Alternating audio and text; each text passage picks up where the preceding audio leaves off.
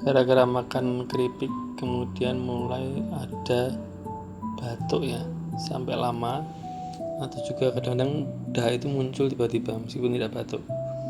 Nah, kalau ini terlalu sering polanya, maka memang disimpulkan ini adalah tanda-tanda alergi, atau kalau paru bisa disebut bronkitis atau gejala asma.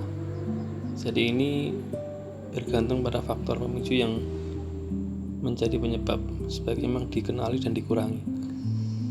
Nah, untuk lendir yang sering keluar meskipun tidak batuk ini, selain dari faktor alerginya di paru, juga ada beberapa kasus itu karena pemicu dari asam lambung yang sering naik. Jadi lendir yang kadang-kadang sering timbul tanpa batuk ini ada dua penyebab, dari parunya dan dari asam lambung.